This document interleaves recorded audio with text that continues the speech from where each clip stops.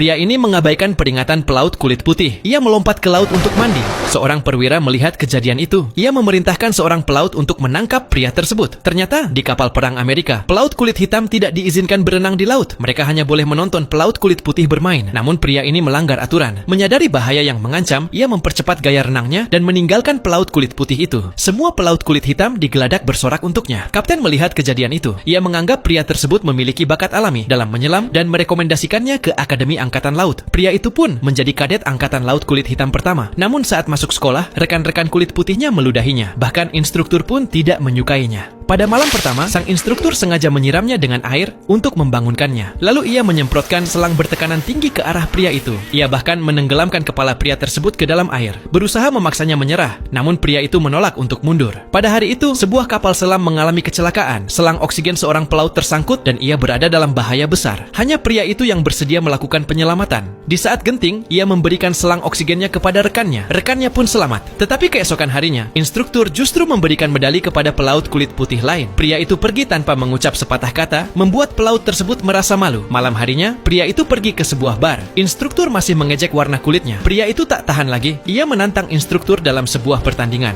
Lalu pria itu mengenakan pakaian selam. Saat air menutupi hidungnya, pertandingan dimulai. Mereka bertanding menahan napas. Setelah 5 menit, pria itu masih tampak tenang. Sementara instruktur mulai berdarah dan hampir pingsan. Wasit segera membuka penutupnya. Pria itu menang. Kepala Akademi murka. Ia tidak ingin pria kulit hitam itu lulus dari Akademi Angkatan Laut. Malam itu juga, instruktur kembali menemui pria itu dan mencoba membujuknya untuk mundur. Namun pria itu tetap menolak. Instruktur marah dan menghancurkan radio milik pria itu, lalu memperingatkannya. Tapi keesokan harinya, pria itu tetap mengikuti ujian. Ujian menyelam pun dimulai. Instruktur dengan sengaja merobek tas peralatan pria itu, hingga semua perkakasnya tercecer di dasar laut. Para peserta lain segera menyelesaikan ujian dan naik ke permukaan. Hanya pria itu yang masih terus mencari bagian-bagian alatnya hingga larut malam. Semua orang mengira ia tidak akan muncul kembali. Lalu mereka menarik tali pengaman. Namun yang muncul justru adalah baling-baling yang sudah dirakit. Akhirnya, setelah 10 jam, pria itu berhasil kembali ke daratan. Tubuhnya sudah membeku dan membiru. Instruktur kemudian mengumumkan bahwa pria itu lulus ujian. Ia pun lulus dari akademi. Saat hendak pergi, ia melihat radionya telah diperbaiki. Ia mematikannya. Ia sadar bahwa itu adalah permintaan maaf dari sang instruktur.